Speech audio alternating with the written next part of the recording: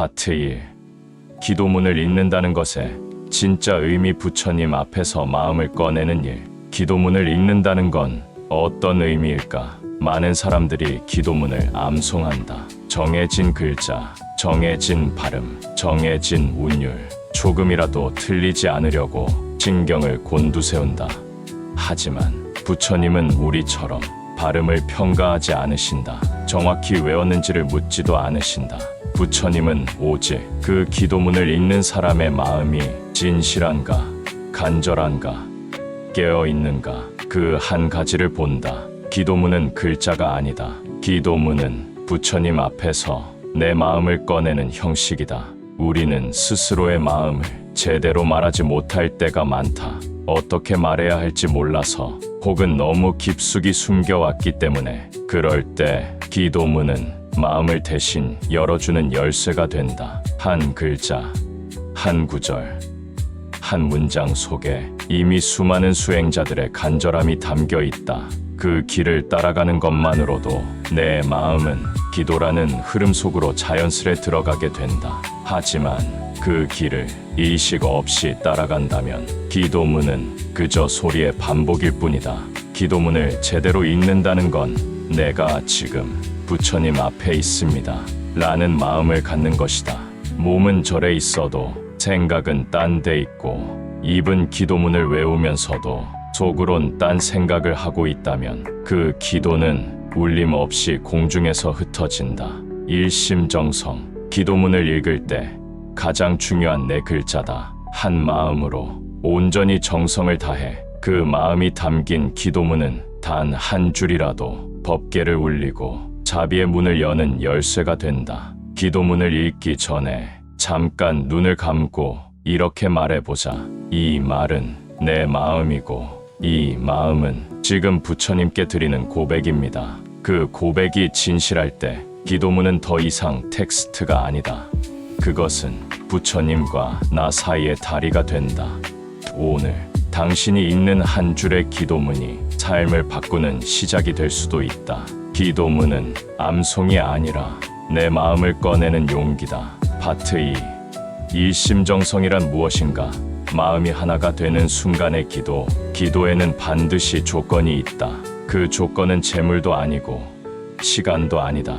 기도가 응답되기 위해 필요한 단 한 가지. 그것은 바로 일심정성이신 찡천이다. 많은 이들이 묻는다. 정성을 다한다는 건 어떤 의미인가요? 정말 간절하면 되는 건가요? 하지만 간절함만으론 부족하다. 기도 중에 간절하지만 마음이 산만하고 의심이 끼어들고 다른 생각이 줄줄이 떠오른다면 그 간절함은 마치 구멍 난 항아리에 물을 붓는 것과 같다. 일심이란 마음이 하나로 모아진 상태, 온갖 생각이 흩어지지 않고 단 하나의 방향으로 정렬된 상태다.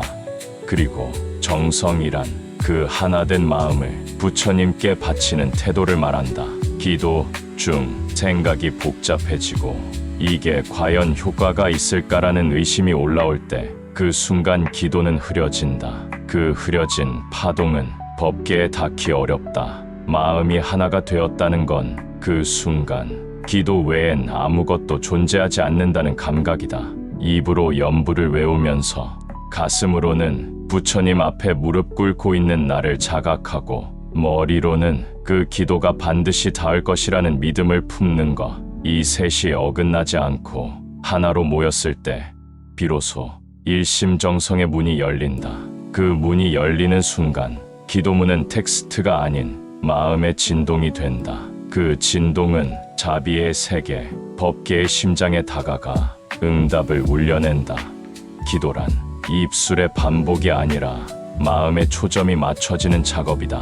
1시간 기도해도 마음이 30군데 떠돌면 그 기도는 힘을 잃는다. 하지만 단 10분을 기도해도 온 마음이 그 한 문장에 집중되었다면 그 기도는 법계를 흔든다. 일심정성의 기도는 언제나 삶을 바꾼다. 바라던 일이 이루어지지 않아도 그 마음은 분명히 내 삶의 흐름을 정리하고 나를 자비의 쪽으로 끌고 간다. 그게 바로 가피가 시작되는 순간이다. 그러니 기도할 때는 먼저 이렇게 다짐하자. 지금 이 순간 오직 부처님과 나 그 한 줄 기도만이 존재한다. 그 다짐이 바로 일심이고 그 마음이 곧 정성이다. 그리고 그 자리에 가피는 반드시 머문다. 파트 3. 기도문은 어떻게 읽어야 하는가? 속도가 아닌 울림으로 읽는 법. 기도문을 읽을 때 많은 이들이 착각한다. 정확히, 빠르게, 많이 읽는 것이 공덕을 쌓는 길이라 믿는다. 물론 정확함은 중요하다. 하지만 기도문의 핵심은 글자 수가 아니라 울림의 깊이다. 기도문은 문장을 넘기는 속도로 읽는 것이 아니다. 기도문은 한자 내 마음이 닿는 속도로 읽어야 한다. 말은 소리지만 기도는 진동이다. 그 진동은 부처님의 이름을 입으로 부를 때보다 그 이름을 가슴속에서 부를 때 더 크게 울린다. 예를 들어보자. 관세음보살. 이 5글자를 입으로만 빨리 외우면 그건 문장이지만 마음을 실어 천천히 울리듯 읽으면 그건 하나의 기도가 된다. 기도문을 읽을 때는 2가지를 기억하자. 첫째, 속도를 늦춰라. 빨리 읽을수록 마음은 표면만 스친다. 천천히, 음미하듯 그 단어 속에 담긴 뜻과 내 마음의 결이 만나도록 해야 한다. 둘째, 울림을 느껴라. 기도문은 발성보다 공명이 중요하다. 가슴에서, 배에서 올라오는 그 울림이 기도문에 실릴 때 그것은 부처님께 닿는다. 기도 중 문장을 읽으며 이렇게 자문해보자. 지금 이 말이 진심으로 나에게서 나오는가? 이 한 구절이 나의 삶과 닿아 있는가? 만약 그 질문에 고개를 끄덕일 수 있다면 그 순간의 기도는 이미 공덕의 파문을 일으키고 있는 것이다. 기도문을 외우지 못해도 괜찮다. 틀려도 괜찮다. 중요한 것은 그 한마디에 깃든 마음의 무게다. 한 구절을 100번 읽는 것보다 한 번을 진심으로 울리듯 읽는 것이 더 깊은 기도다. 기도문은 공책 위의 글이 아니다. 기도문은 부처님과 마음을 연결하는 진동의 달이다. 그러니 기도문을 읽을 땐 속도가 아닌 울림으로, 완성이 아닌 전달로, 그렇게 한자 마음을 실어 읽을 때 당신의 기도는 이미 법계를 흔들고 있을 것이다. 파트 4. 마음이 흐르면 기도가 막힌다. 집중을 회복하는 기도 자세. 기도를 하다 보면 자주 경험하게 된다. 입은 기도문을 읊고 있는데 마음은 다른 곳에 가 있는 상태. 오늘의 걱정, 내일의 불안, 방금 전의 대화, 혹은 기도 자체에 대한 의심까지. 기도는 하고 있지만 그 기도는 더 이상 기도가 아닌 독백으로 변해간다. 불교는 말한다. 마음이 산란하면 기도는 법계에 닿지 못한다. 기도는 정해진 시간 동안 얼마나 많이 했느냐 보다 그 시간 동안 얼마나 내 마음이 그 자리에 머물렀느냐가 핵심이다. 기도가 막히는 이유는 기도문을 몰라서가 아니다. 마음이 흩어져 있기 때문이다. 그렇다면 기도 중 흐트러지는 마음을 어떻게 다잡을 수 있을까? 첫째, 기도 전 앉는 마음을 가다듬어야 한다. 기도는 단지 의식을 시작하는 것이 아니라 마음을 한자리에 앉히는 일이다. 자리에 앉기 전 눈을 감고 숨을 3번 고르게 들이쉬고 내쉬며 이렇게 다짐해보자. 이 시간만큼은 부처님과 나 그 사이의 진심만을 바라보겠습니다. 이 다짐이 흩어질 뻔한 마음을 제자리로 돌려놓는 닻이 된다. 둘째, 기도 중 흐트러지면 그 사실을 부끄러워 말고 다시 돌아와야 한다. 찬란해진 마음을 탓하지 말고 그 사실을 알아차리는 순간 이미 집중은 다시 시작되고 있는 것이다. 아, 지금 내 마음이 떠돌고 있구나. 이 자각이야말로 기도의 재시작 버튼이다. 셋째, 기도문의 한 구절을 정해 그 구절에 집중을 실어 반복하라. 예를 들어 나무 관세음보살. 이 한 문장을 속도와 리듬을 조절하며 의식적으로 되새겨보라. 그 반복이 흩어진 마음을 다시 기도라는 길 위에 붙잡아 놓는다. 기도는 집중력의 싸움이 아니라 마음을 되돌리는 연습의 연속이다. 흐트러지는 건 괜찮다. 다시 돌아오는 태도가 기도의 깊이를 결정한다. 기도는 단 한 번도 완벽할 필요가 없다. 중요한 건 흩어졌을 때 돌아오고자 하는 의지. 그 의지가 부처님께 다가가는 길이 된다는 것. 기도문을 깊이 읽는다는 건 흩어짐을 받아들이고 다시 정성으로 마음을 모으는 마음의 훈련이다. 그 훈련 속에서 기도는 점점 더 당신 안의 중심으로 내려오고 그 중심에 부처님의 감흥이 머문다. 파트 5. 부처님의 이름을 부른다는 것. 염불은 호흡으로 하는 기도. 나무 아미타불, 나무 관세음 보살. 이 짧은 문장을 수천 번 되뇌는 염불 수행.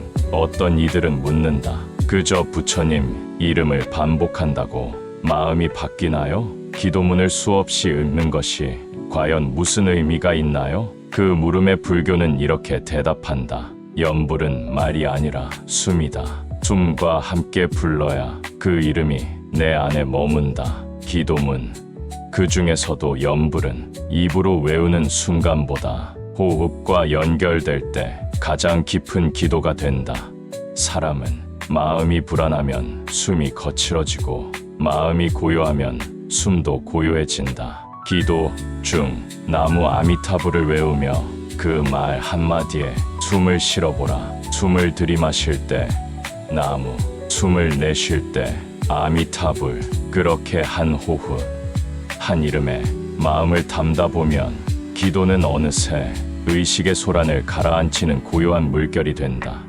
호흡은 부처님과 나 사이를 연결하는 숨길이고 그 숨길 위에 염불이 실릴 때 그 이름은 내 안에서 울린다. 그 울림은 나의 업장을 흔들고 나의 망념을 걷어내고 마침내 부처님과 하나 되는 통로가 된다. 염불은 많이 하는 게 목적이 아니다. 깊이 있게 울리는 것이 목적이다. 그러기 위해선 호흡을 먼저 느껴야 한다. 빠르지도 느리지도 않게 억지로 하지도 멈추려 하지도 않고 그저 자연스러운 숨 속에 나무 아미타불이 스며들도록 그렇게 이어지는 염불은 기도문이 아니라 기도의 상태가 된다.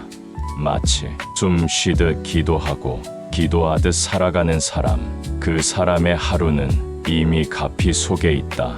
부처님의 이름을 부른다는 건 그 이름을 통해 내 마음을 비우고 그 빈 자리에 자비의 빛이 스며들게 하는 일이다.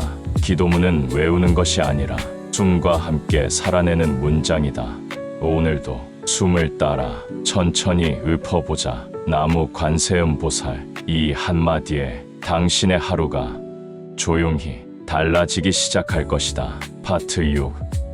응답받는 기도문의 조건 형식보다 내 마음의 자리가 중요하다. 많은 이들이 기도문을 정리해두고 묻는다. 어떤 기도문이 더 잘 듣는 기도문인가요? 이 문장이 더 효과가 있나요?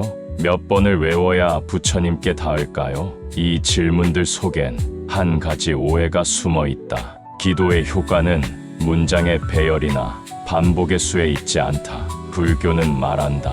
모든 기도문은 길이도 언어도 중요하지 않다. 중요한 건 그 기도를 하는 사람의 마음이 어디에 머물러 있느냐이다. 기도문은 형식이 아니라 의지의 통로다.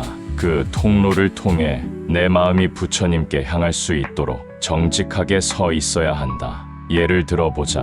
나무 아미타불을 1000번 외운 사람과 단 한 번을 온전히 깨어있는 마음으로 부른 사람이 있다면 법계에 먼저 닿는 건 깨어있는 한 번의 기도다. 왜냐하면 부처님은 많이 말한 자를 찾지 않으시고 진심으로 부른 자를 기억하시기 때문이다. 그러니 기도문을 외우기 전에 자문해보자. 지금 나는 어디에 마음을 두고 있는가? 불안에 두고 있는가? 성취에 두고 있는가? 남보다 앞서고 싶은 욕심에 두고 있는가? 그렇다면 그 기도는 그 자리에서 시작된 기도일 뿐이다. 그리고 그 자리는 법계와의 통로가 아니라 자기 마음의 울타리 아닐 수 있다. 기도가 응답되기 위해선 내 마음이 정직하고 단순한 자리에 있어야 한다. 지금 내가 이 말을 부를 때 거짓 없이 있는 그대로 내 아픔과 바람을 부처님께 올릴 수 있는가? 그 자리가 마련되어 있다면 기도문은 길지 않아도 좋고 문장이 완벽하지 않아도 괜찮다.